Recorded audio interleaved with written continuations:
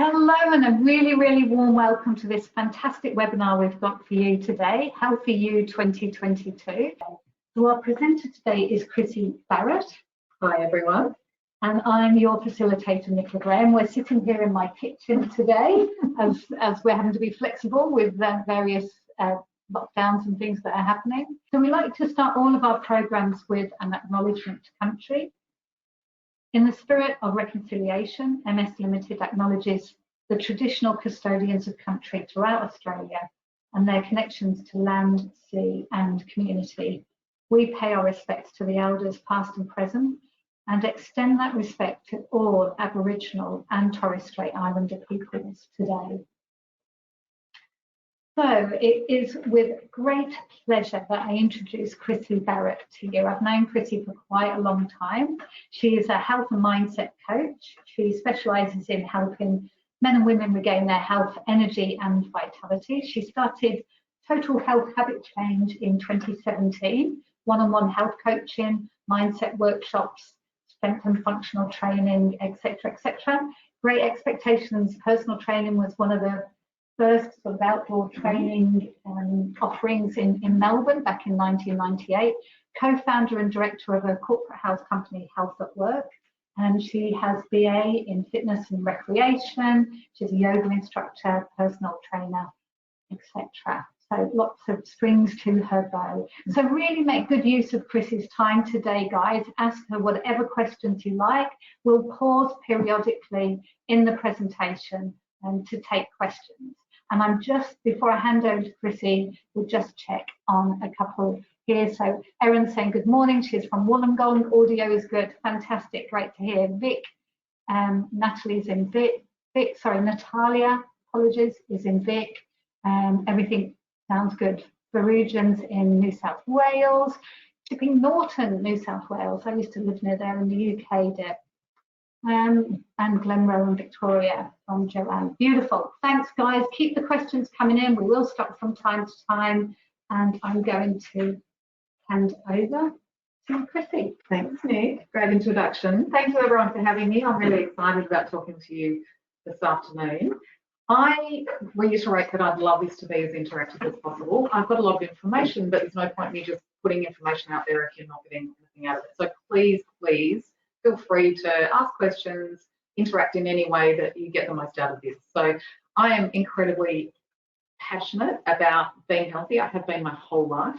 I was called the pocket rocket from a very young age, and more just because everything that I have done has sort of really been in chasing how to live my best life and how to live the healthiest life that I can. Now, nothing's perfect and I haven't done it perfectly by any means, but I've given it my best shot and I've gone through phases and I've had times where I haven't been as healthy, but what happens is that I always try and come back to a point where I feel like I'm doing what I can to look after my body and my mind and my mental health, etc. So I'd love to talk to you about all the different facets today of what healthy means.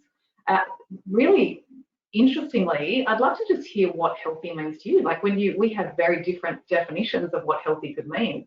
I'd love you just to maybe type into your chat box what healthy means to you. Like, what is that? If I say, what does health mean to you? So Nick, I might actually even ask what you mean. So what's your typing in? What does healthy mean to me? I think a lot of it I feel it in my mind and my mood.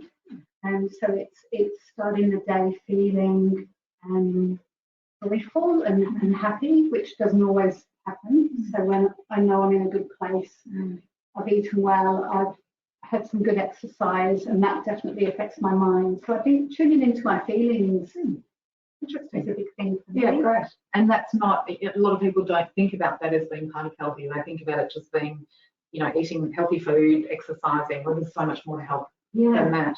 Yeah, I'm really trying to kick my mornings off in a really positive way. Let's have a look and see what people have indicated here. So health means having energy and feeling great. Right. That's from Carmen. And Nicole's saying healthy for me is feeling good on the inside and mentally. Yeah, which is really lovely. Yeah, no, really, both really good answers. And I think that's it. And what we will explore a little bit more is, where it is and what facets. Like if you only have two that are good and one that's not, are you really feeling healthy altogether? So what areas of your life can you really just focus on to make sure that you feel healthy, I guess. And on that note, maybe we should start, because I'm hoping that probably everyone's joined in now, or most of the people that are going to start too, because I know it can take sort of 5 minutes or so sometimes for people to jump on board. So maybe we just start with a little bit of mindfulness just to start with. And this doesn't necessarily mean having to close down eyes and meditate, but maybe it's just sitting here and just dropping your gaze and just softly looking at something. Maybe it's just tapping into your body, noticing how you're sitting. So maybe it's uncrossing your legs for a minute and just grounding, maybe 2 feet on the ground, wherever you're sitting, just feeling really comfortable in your position in your chair or wherever you may be. And just notice how your body feels.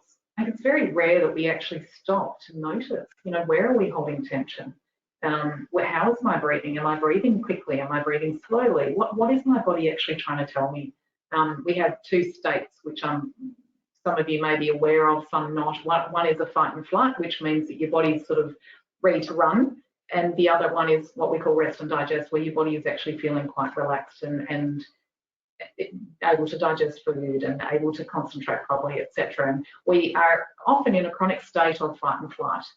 The idea, I guess, is to bring us back more to a healthy sort of grounded state. And even just sitting here and just concentrating on your breathing and noticing your body and coming into yourself can really stop you, so that anything that's happened before now stays before now, and anything that's happening after this will still happen. Anything that happens now is not going to affect what happens in the future. So if you can really truly be present and enjoy this space, enjoy this time that you've got just for you, it's amazing how much of a difference that can make.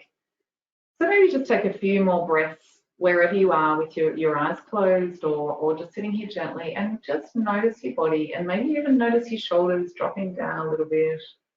Your stomach might relax a little bit. You just might feel just a more relaxed state.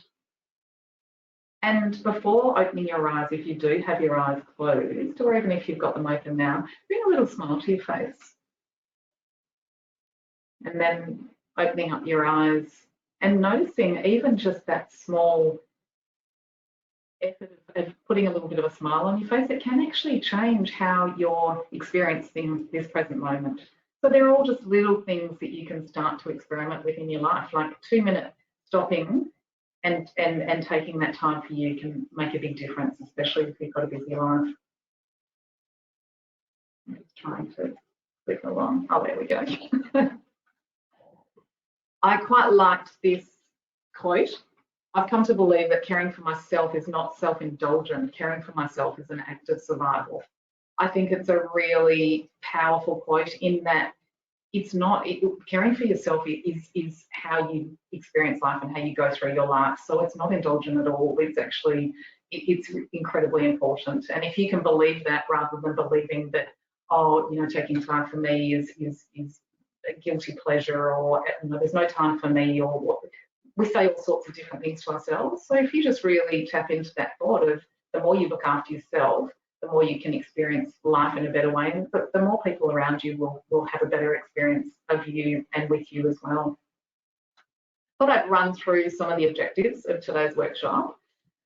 The components of being healthy, there are quite a few components in that, as we discussed a little bit earlier. We'll talk about them and dive a little bit deeper.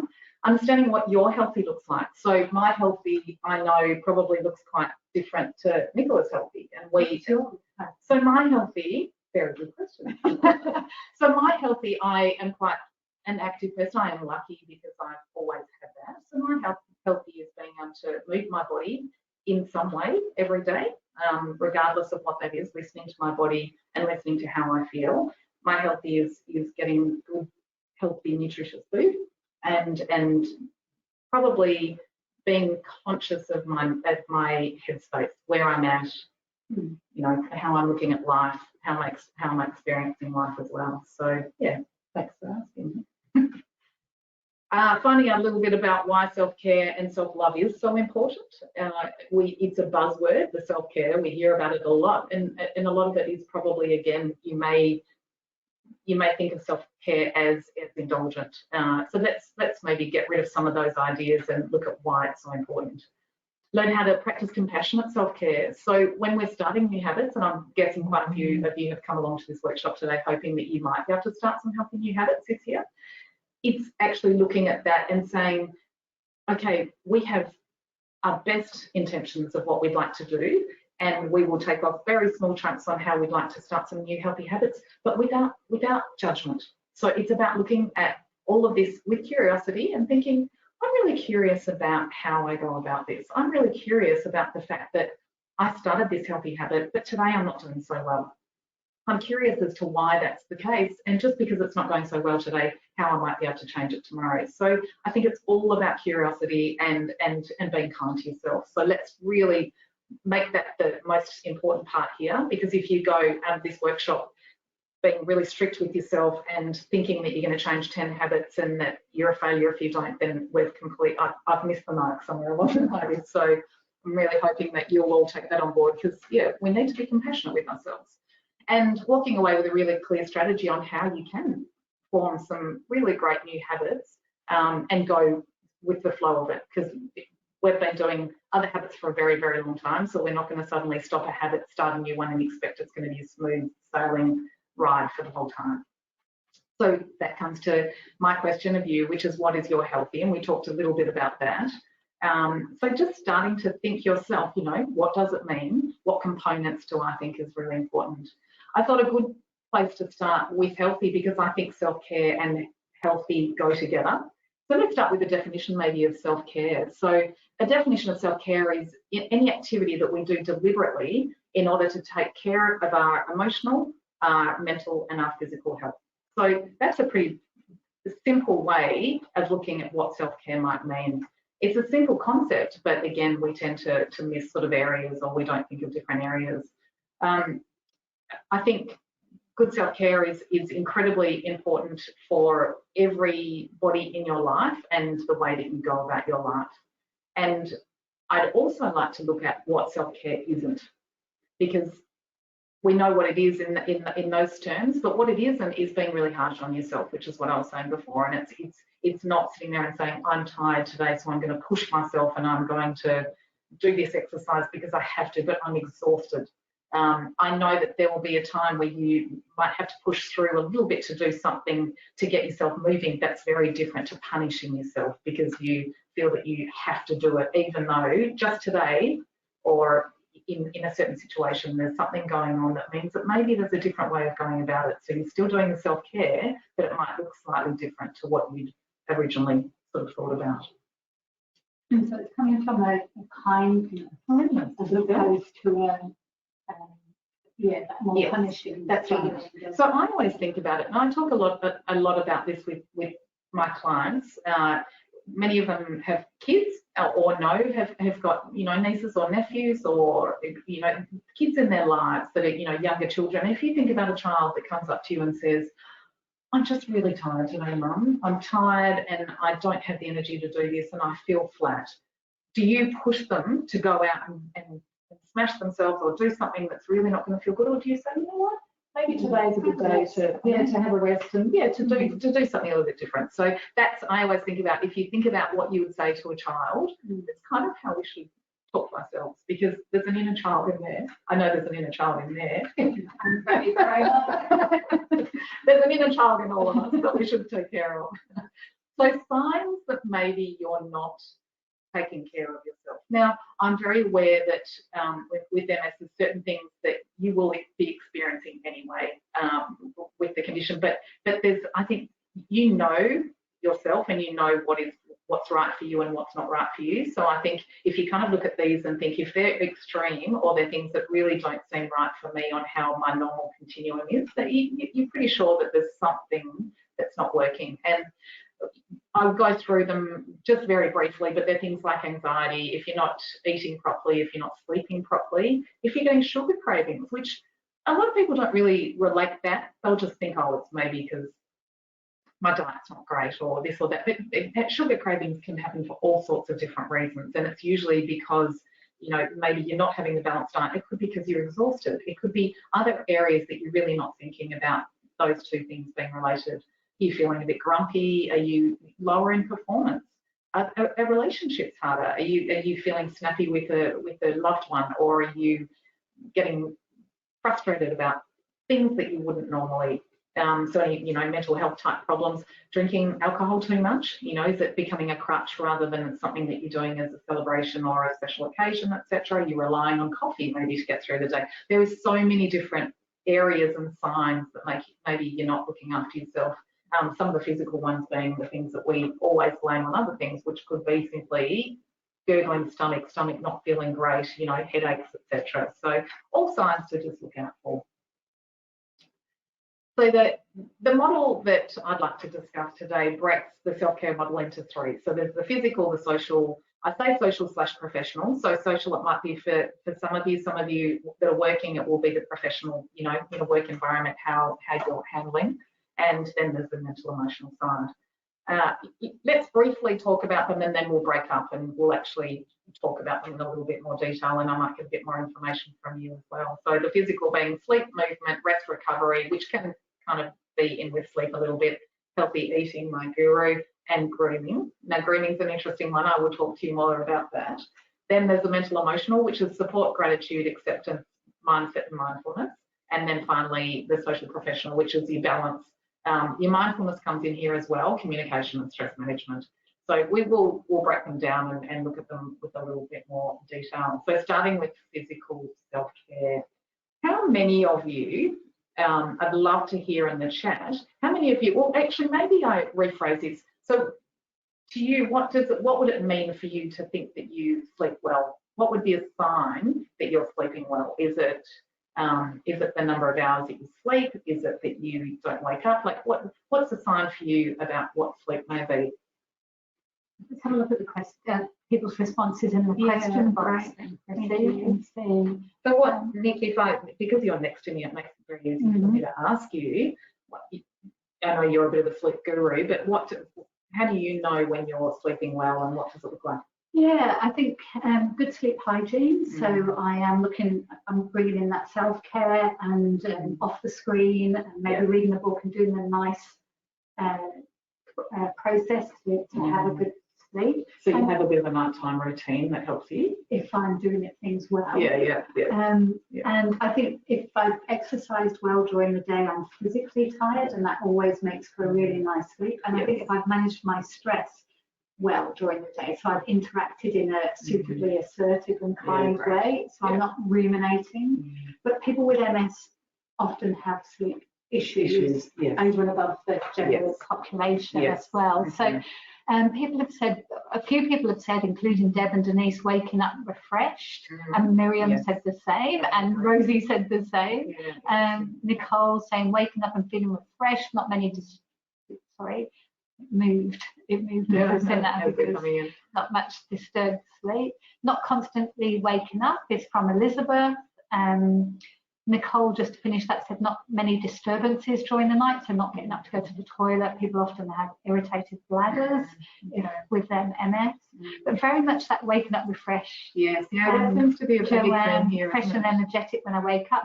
Sleep with only 1 or 2 get-ups, from Carmen. Emma saying waking up less, fall straight back to sleep once you wake up. And Lindy is waking up earlier with no alarm, and then you're waking up. Your body's Okay, thanks so much. Really, really great to hear. And the main one there seems to be that waking up in the morning feeling refreshed, and that's an automatic sign, isn't it? If you wake up naturally and you feel refreshed, then your body's trying to tell you something.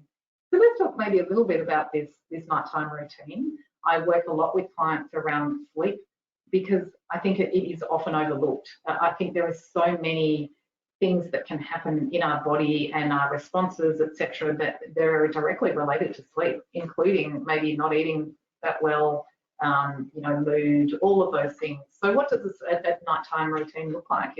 It will be different for everyone. And I guess it's looking at you and deciding I guess one is do you have a consistent go to sleep time?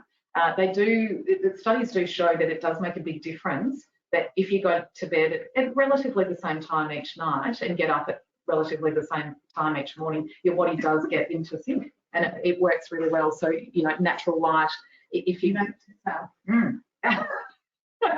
If you, when you wake up in the morning, if you get that natural light that comes in, then automatically, again, it helps to work with your biorhythms of sleep. So let's say that you decide bedtime is, okay, so I go to bed at 10 o'clock, which means that I start winding down at 9. It seems awfully early sometimes because there's that part of me that really wants to start till 11 or 12, but I just know that if I do, then everything goes out of sync and then it really does backfire on me the next day. So for me, I have the nighttime routine, whereas at 9 o'clock, earlier if possible, but by 9 o'clock, I turn everything electronic off without fail at least an hour before bed, which means do not disturb for my phone, TV goes off, everything goes off in our house as far as electronics. It is a bit of a game changer, I find. The occasion that I sleep, and I do sleep, we all sleep, is that what I realise is that it takes them longer to go to sleep if I don't do that. So I think having that electronic turn off, I think maybe having some sort of a routine once you do that. So from 9 o'clock, I then realise my body knows from 9 till 10, it's starting to wind down. And by that, it means that the noises start to get softer, the lighting starts to get dimmer. I actually do have a shower at night. I really enjoy that. I find a warm shower is really quite cathartic for me, and again, it's part of my routine. And I do love reading, so it gives me that time to sit down and read a book. There's a train of thought that maybe you shouldn't read in your bedroom. I do, and it doesn't seem to affect my sleep at all. It actually helps me wind down. But again, you've got to do this. It's a little bit experimental, I think. I think we just need to experiment with that cycle and see what happens. I will let you know of one thing which I found really fascinating, and I do believe is true, is that the hours before midnight of sleep are a lot more restful than the hours after midnight. So any time before midnight that you can get to sleep is really, it's almost worth, I think they say, 2 of after. So 10 till 12, if I'm getting 2 hours of good sleep between 10 and 12, even if I didn't sleep as well after that, I still had a good block of sleep in that space. And if you do have problems with sleep, that can be something that could be helpful. So any questions? Has anyone got anything that they'd like to sort of bring up around the sleep, or any questions around that? It's a really good reminder for me, Chrissy, to my bedtime can sometimes encroach, just get a bit later. So to rein that in, and that discipline around turning things off, just how you would with a child. Yes. And I have a reminder, Nick, because I don't, as I said, we're all human. I have a reminder that comes. I do have a watch that reminds me, but on my phone, it'll come up and say, ding, ding. Wind down time, and it does work. I hear the ding. I'm like, really? Okay. So I do exactly. So yeah, it does help. Just any of those reminders, just to get yourself thinking. So Elizabeth is saying, before MS, I used to be a night owl. Night was my happy time. Can't do that anymore. But after 9 years of MS, still hasn't quite adjusted to the new rhythm. So more to learn there. Yes. What else have we got here? So Rose is saying turning off electronics really helps. Hard when you need to communicate with friends and family in different time zones, but maybe I'll try alternating nights. Great idea. Really good idea. Or have block times where maybe your relatives know that this is when I'm available, so that you can. But I think alternative nights is a fantastic idea. And Miriam saying I try and breathe deeply. Yeah, so I love that too, Miriam. I think that breathing can be massive. Again, when we're talking about the fight and flight, those two different areas, just calming that body down is incredible. It can have a huge impact on just getting you into that rest and digest mode. Okay, so the next one is the movement, my favourite thing. Now, from what I understand and speaking to Nick, I know that fatigue is quite a huge thing for a lot of you, and so exercise might seem incredibly daunting. And that's why I'd like to really break it down and talk about it in terms of how do you incorporate it so that it becomes part of a routine, but it's not something that is punishing. I know probably to start with, it will be a bit punishing just to start, but then once you do get into a rhythm, you feel so much better that will give you then more energy to keep going. I think that doing something that you enjoy doing exercise-wise is a bit of a game changer. I talk to clients a lot about they say, you know, I need to go to the gym at this time and I need to run the block and I need to, and they've scheduled their week, and I'm exhausted listening to them. Like, it's hard. None of it seems enjoyable and none of it is easy. So when we reframe it and say, well, what are the things that you love doing? What are the things that don't seem like an effort?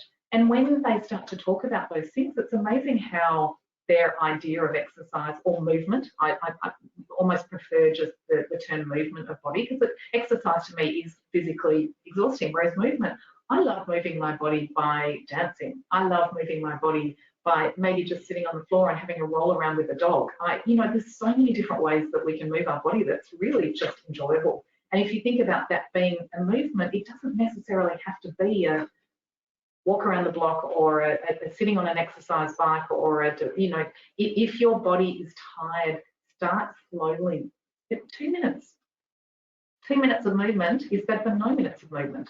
So if you're starting off and you're thinking, okay, I really want to start doing some physical exercise or some movement of my body, look at, one, what's it going to be that's going to be enjoyable? I think Nick and I were talking earlier about maybe even the Wii, like Wii, the game of Wii, you know, there's tennis, there's all sorts of other fun things. Like, it's really fun. And it's something that you can do that will be enjoyable, that you're not thinking about it being exercise and strenuous. You're thinking about the enjoyment of actually doing it. So maybe it becomes something like that where you say, you start with 2 to 5 minutes. It seems ridiculous, but if you start with 2 to 5 minutes and you do that successfully, then in 2 or 3 days' time, when you've done that 3 days in a row, then you might actually decide that you feel like taking it up to 10 minutes. And it's all about making it bite-sized chunks, making it enjoyable, making it doable. And I think you've got a lot more chance of actually making it happen, rather than saying, okay, it's going to be an hour. I have to do an hour. I have to do half an hour. It doesn't at all. Anything that you're not doing currently is a bonus. So I think if you start to think of movement in a different way and in an enjoyable way, as I said, I am very conscious that many of you will be sitting there saying, well, it's not enjoyable, it's hard. And I'm trying to empathise with you in that way, in that I don't know what that's like, but if there's somehow that you can find a way just to get something started, because I think then as soon as you get some endorphins, that will help you push past that.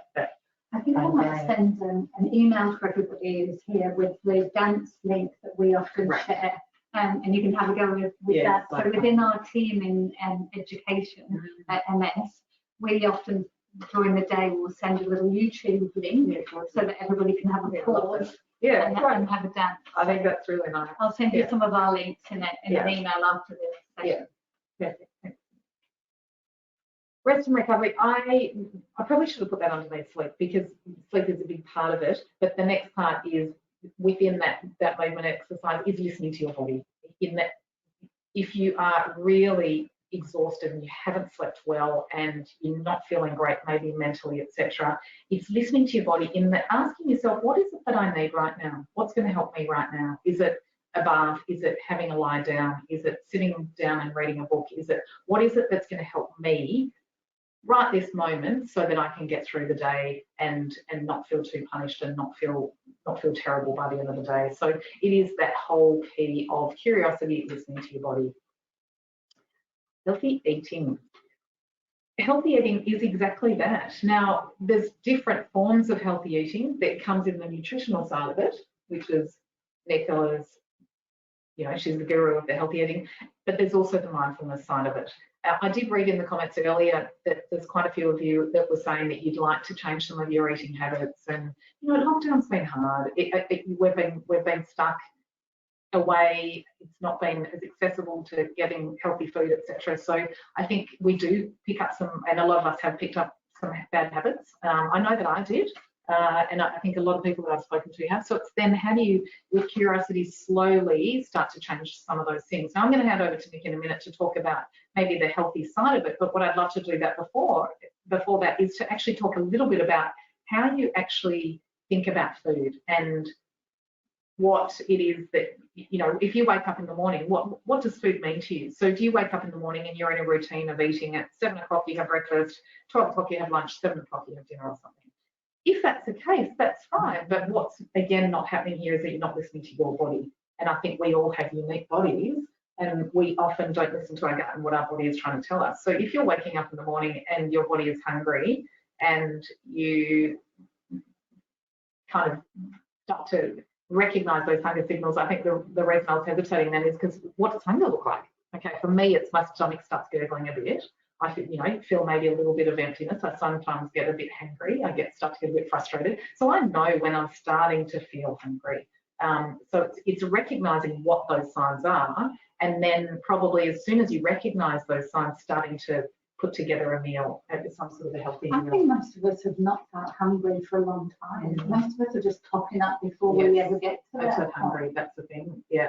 And what means at that stage is that your body is never getting that chance to completely cleanse and get to a point where it needs food again. And a lot of that is because we tend to, when we're bored or when we're frustrated or when we're stuck, etc., a go-to is eating. And it's the case for so many people. So if you have that inquisitive mind where you'd like to have a little bit of a play with it, is just start to really tap into what your body's feeling and ask yourself, am I hungry or am I bored? And if I'm bored or if I'm frustrated or what is it that I can do instead? Is there something that I can maybe try and do that will soothe that feeling so that I'm then not eating? And then when you get to the next meal, as long as you're not too hungry, then you really enjoy eating a slow meal, maybe even start to think about where the food's come from, the preparation of the food, smelling your food, do all of those things where you're really tapping in with all of your senses around this food and how lucky we are to have this food. And I think once we start thinking about food in a different way,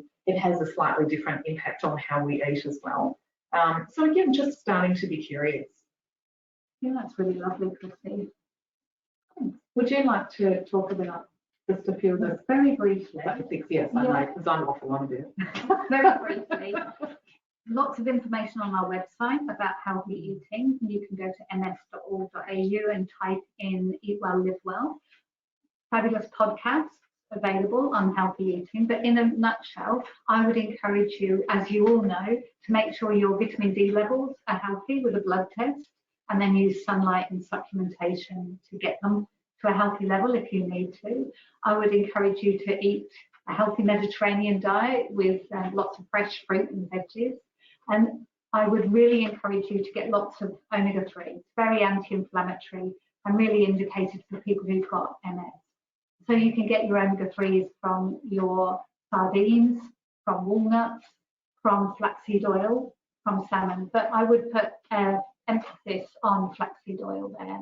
And I would also encourage you to look after your gut microbiome with fermented foods, perhaps, and not too much sugar, because we're finding a link with the gut bacteria and the types of bacteria in the gut and certain disease conditions. And I would also encourage you to have healthy snacks, manage your pantry, so clean out your pantry a bit, and head to the MSRA website and have a look at the guidelines there. Yeah. And I'll pop all that in the email as well, along with the great dance link. Yeah. Wonderful, thanks, Nick. I'm sorry, I'm going to step back. I just remembered something that I did want to cover under movement, which I did forget. So just before we go on, I'd like to really briefly cover it. And that was that Sylvia mentioned heat. Now, it is particularly hot in Victoria at the moment. It's particularly hot, and I know it is in some of the other states as well. So it is that whole scenario of how do you exercise when it is that hot, and what does that look like? A few things that are really important is to make sure that you're really well hydrated before you do anything. And if you can hydrate, that will actually help you with energy as well. We often think it's hunger, but it's often actually dehydration. We're only thirsty once we actually become dehydrated, so just as much water and drinking as you can is fabulous. And I guess the other thing is that where is there a cool space for you? Where is there a space for you where you can do some sort of exercise? It doesn't have to be a really physical type of movement. Again, it's just finding somewhere where there's enough breeze, or you have air conditioning of some kind, or somewhere where you can actually do some form of exercise that's going to keep you cool and you're not going to overheat too much. And as soon as you feel yourself overheating, I think it's actually stop, rehydrate, get yourself back on track before you push it too much further. Look, it is tricky. It's a hard one, the heat. I think again you said that you might have had some information on in the site. There's webinars on coping in the heat that you can Yeah. look at, and you can fit an ice drink, Yes. and you can pre-cool, as Yeah. Chris was saying. Correct. That will help. Yeah. Okay. So yeah, I wanted to really briefly touch on that, but I'm glad there's some more information out there as well. Now the last one of the physical healthcare is grooming. Now I popped grooming in because during COVID lockdowns, and we got locked down quite a bit, as many of you would have. And because you don't have the routine and you're not having to do all these things that we normally do in life, it's very easy to get into that zone of wearing tracksuits and not really, doing all of the things that we would normally do in life.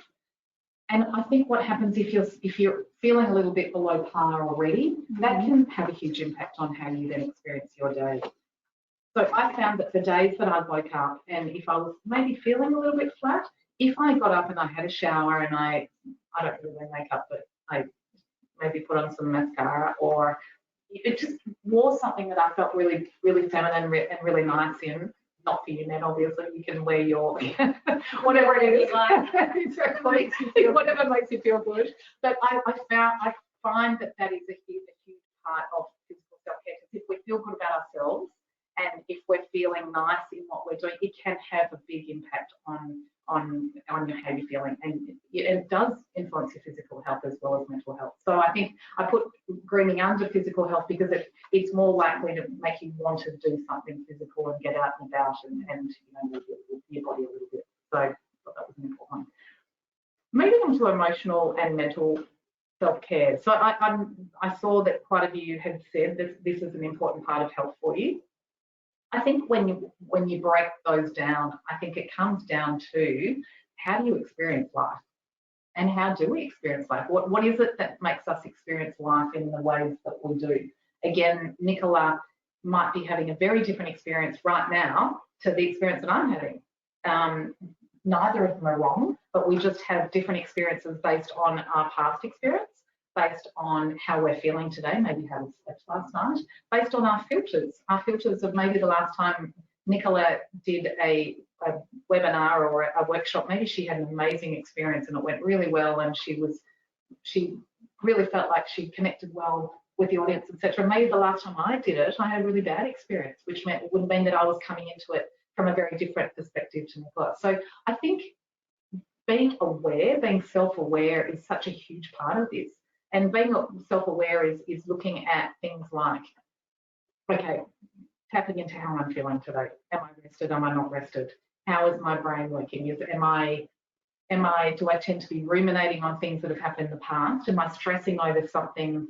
Am I going over and over and over again the same thing? How am I experiencing this present moment? What's happening in my mind right now? Have I got a negative bias on it, or have I got a positive bias? As in, am I sitting here thinking negative thoughts about it? Or am I thinking, yes, I'm very present, I'm feeling good, I'm feeling connected. So much of it is about how we decide to experience something.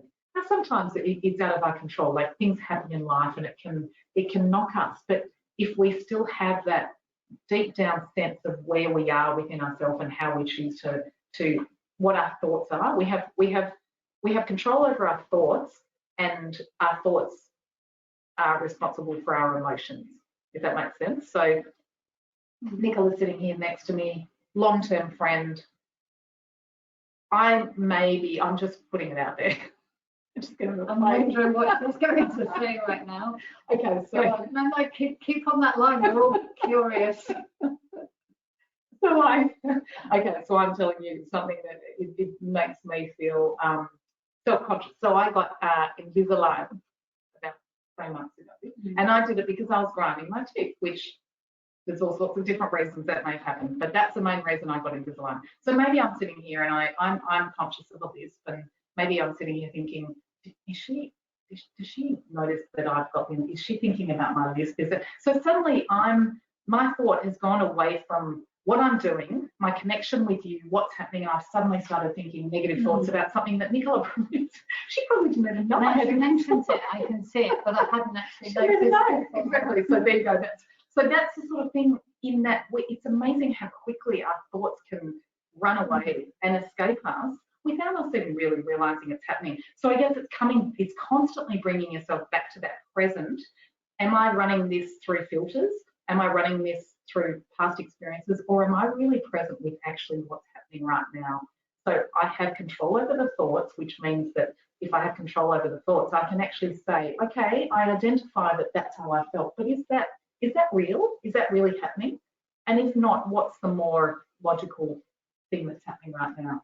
And then my emotional state will change, because I'm suddenly not feeling maybe a little bit self-conscious and not feeling great about myself. It's not about me anymore. It's suddenly about really connecting with you and doing what I'm wanting to do, which is live life, and which is, you know, being very, very completely present in anything I do.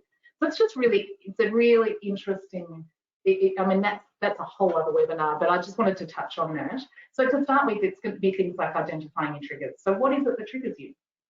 It could be something that you know, something you're aware of. It could be, you know, if someone does something that you know, when that happens, it triggers you to feel a certain way. What is it that triggers you to start feeling less than or not great about yourself, or starting to think about you rather than the situation and whatever you're doing right now? So the triggers that Nicola has several triggers. I'm saying that I'm saying I don't know what she's talking about.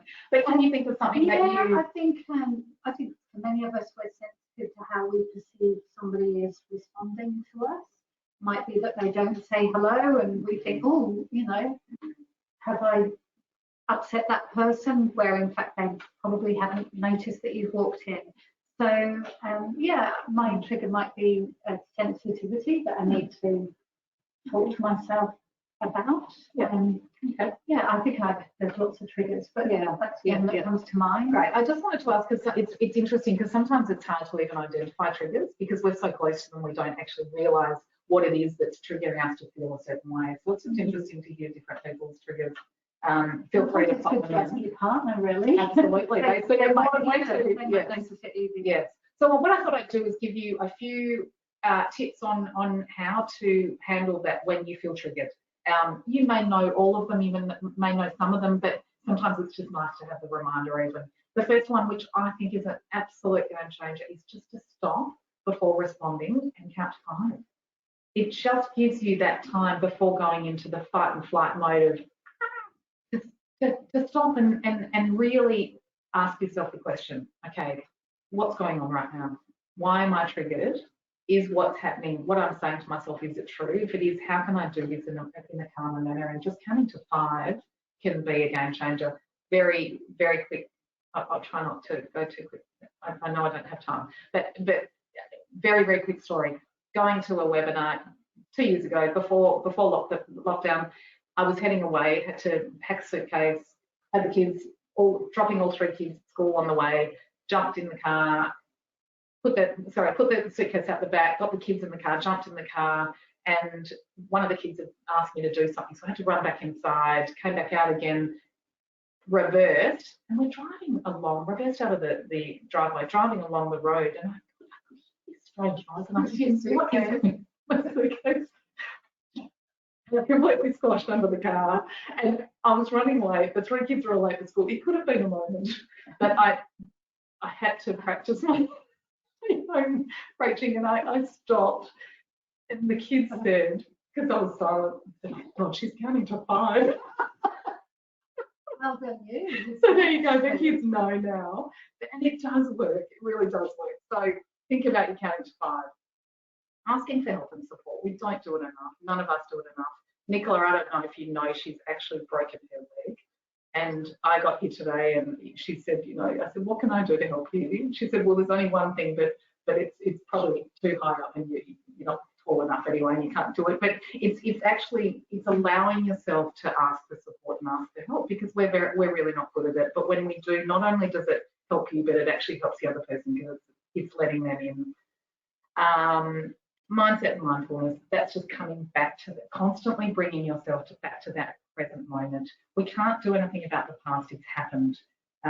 We can't do anything really about the future, except, you know, there's things we can do, but we can't.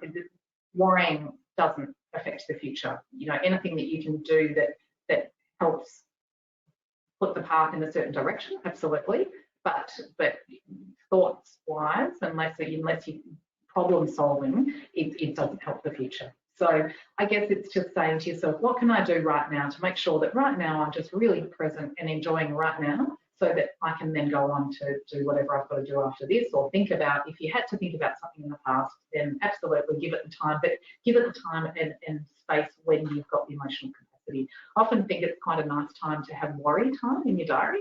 So you just can block off, maybe if you need to, you block off 15 minutes to worry. And it's amazing how when you know you've got that worry time in your diary, it sounds really weird, but it can actually help you to just say, okay, I'm just going to worry for 15 minutes, because there's a lot that goes on in people's lives. You can also say to your mind when it's ruminating at night, not now, it's not going to be useful, but we can worry about that at 10:30. Exactly, because it's in there, and somehow unconsciously your mind knows that and will allow you to kind of put it into a little case next to you until the time.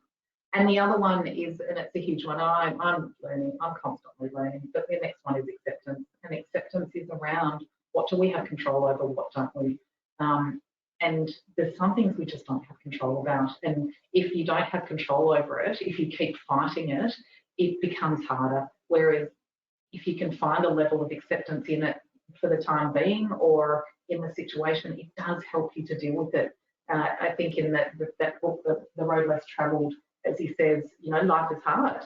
But as soon as you accept that life is hard, life no longer becomes as hard, because you have a different concept around it. So, okay, I need to move right along, don't I? Gratitude. Gratitude is a huge one. I love waking up each morning. I've set myself, and I've done this for years now, I wake up in the morning and I actually have 3 things that I'm grateful for, and I try not to have the same thing each day. And even though it sounds, gratitude, it really does work, because there's some mornings I wake up and I'm tired, or I'm emotional, or something's happening, and if I really tap into something different that I'm grateful for that day, it can completely change how I go about my day. Social, we'll put it under social self-care for now. Comes back before we talked about, you know, what can you control? So in a social situation, what have you got control over? You've never got control over the other person. You've only got control over how you handle yourself and how you handle that interaction, etc. So again, part of that self-care and that being healthy is looking at what you can control and not fighting the stuff that you can't. Setting clear boundaries is a huge one. We did a webinar on this, on healthy boundaries. Yeah, amazing. Have a look at it, guys, on the webinar library. Yeah, okay. Well, I won't say much more about it if you've got that that available to you. But I think we don't set enough boundaries in our lives, and that's when things start to get out of control. So yeah, I really recommend you look into that. So many people with MS say one of the biggest lessons they had was learning how to say no. Yeah. It's hard. And the counter to that is learning how to say yes wholeheartedly. Yes, absolutely. Yes. Yes, we agree. That's right. Open communication. Open communication obviously means that with that comes some vulnerability. To be really open, we need to be vulnerable because we're putting ourselves in a position of trusting the other person, and it can be scary, but I think the more we do that and the more we practice that, the more we are true to ourselves, and the more we surround ourselves, I think, by realizing that the people around us, or the people that you want in your life, that you can trust and you can be vulnerable and you can know that they're going to be there and genuinely not judge you and do what they can if it's something that you need, etc. But just by being open and saying, you know, rather than sweeping it all under the carpet and having this really lumpy carpet, is how can we talk about this? How can we get this out there so we can work at it together in a responsive, adult, and, you know, just a healthy manner, I guess. Asking for help and support again, it comes under both categories, because in a social situation and at work, it's very important. The last one I'm actually going to pop in there is stepping out of your comfort zone, because I do think that we live in our comfort zones a lot. I know I do. And I've really tried to make more of an effort more recently to step outside of that zone. It's not comfortable, it doesn't feel good often, but the reward that you get from that's extraordinary in a social or a professional manner, or in any way in your life. It can be really scary because we know that that's safe. We know that in that environment we're going to be okay. And out here, we don't know. But okay, we might sometimes not have a great experience, but to not do that because we're scared of not having a good experience, it could hold you back from so many incredible things. I went to the races yesterday in a wheelchair, navigating the disabled toilets, etc. And I know for many of you listening, you'll relate to that. And I wasn't sure I wanted to do it initially, and then I did get out my comfort zone, and it was great. Yeah, so it's I think it's incredible. lovely to do that. And as you said, you otherwise what would you have done otherwise? So just to go and be able to have a different experience and go, you know, or just to keep yourself, you would have stayed maybe and not done anything rather than say no. Yeah, I love getting out of my comfort zone, actually. Yeah, it's good. It's really healthy. So if you put yourself at the top of your to-do list every day, the rest kind of falls into place.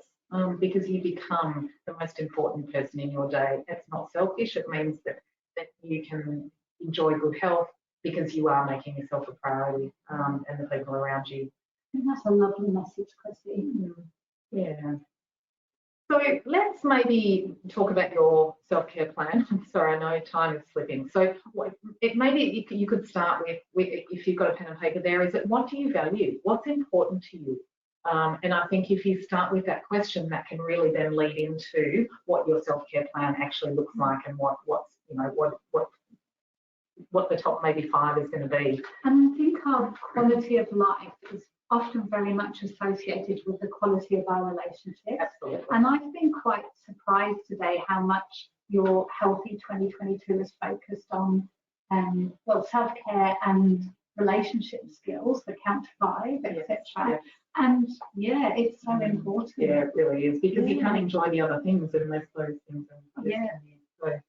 So what does so do you have a current self-care plan? What does it look like? And then if you look at what you value, and then that might give you a bit more of an idea about what you'd like your self-care plan to look like. Now, if you'd like to, you can break it up into these 3. So the physical, the emotional, mental, social, professional. I find that a great way of doing it because it just does break it down a little bit. It gives you sort of some categories to work with. And you will get those slides afterwards, so maybe this is a great thing that you could do after this workshop, is that you can actually look at that and really give that some time and some thought. So your self-care plan is, you know, what would you like to add to your calendar or to your plan that's going to help you feel like you're stepping in the right direction? Really small baby steps. So it will look like maybe setting out all of these things that you really like, and then look at them and say, okay, what's the most important one here? So the number 1 thing that I want to do is this. You put a number 1 next to that. What's the next important one? You put a 2 next to that, 3, 4, 5, etc. down within your self-care plan. And the reason I think that's important is that yes, it has it all there, but what you're doing then is you're starting at your number 1, the most important part for you. You're starting there, and then you can put together a really, really small step in that direction. So say for me, number 1 would be, what's my most important thing at the moment? So nothing like Nicola.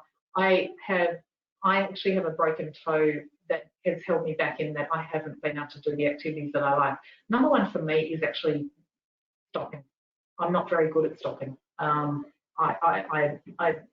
It's something that I find hard because for whatever reason, it's just, I have that ever-ready battery in me, and it's not good. It's not healthy. So what I actually need to do is actually learn to stop and not do too much, and my toe's not going to heal unless I do that. So it's different for everyone, but for me that's a really important part, because if I keep going the way I am, my toe will never heal. I get overtired, I get overstressed. It's not a healthy way to live. So that's my number 1.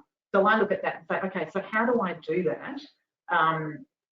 Let's just go into, so keep it simple and achievable. So for me, it will be, okay, rather than taking the dog for a walk, because I would still do it, I would get the kids or one of the kids to take the dog, or I would take the dog to a dog park where the dog runs around. I'm putting this in my terms, and I know this will be very different for you for what your plan is.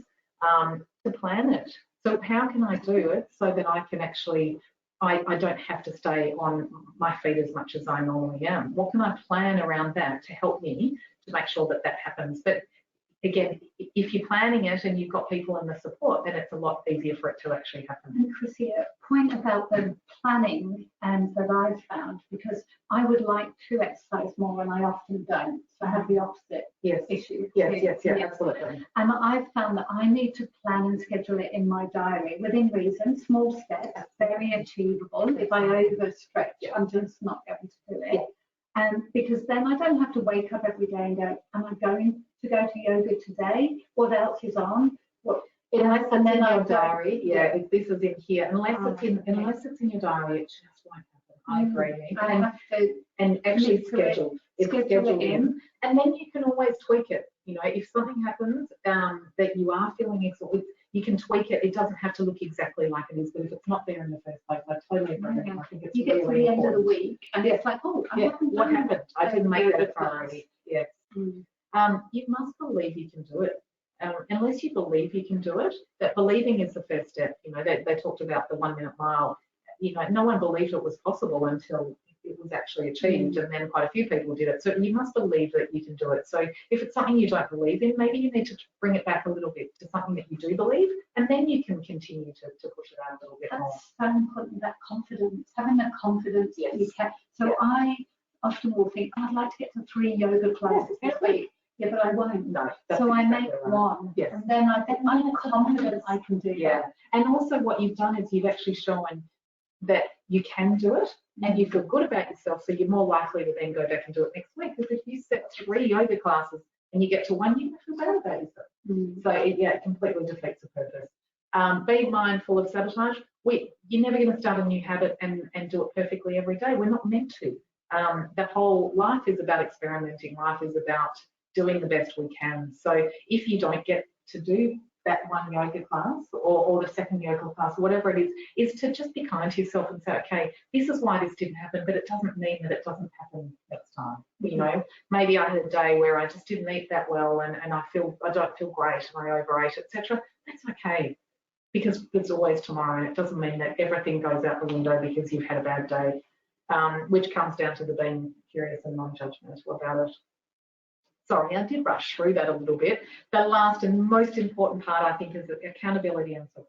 We can say all these things, and I say it to myself and I know it, but unless I maybe tell Nicola and I ask for her support, and then maybe unless I say to someone else, well, can you please make sure that I do this, then it's really easily just forgotten. It just becomes a thing that we said. Whereas as soon as we set up that accountability and that support, it means that we're actually asking people to support us in this. This is an important thing to me. I really want to do this. Can you help me? So if you want to drop in the question box what you would like to do, a small step, and then we'll share some of them. We'd love to hear from you. Absolutely.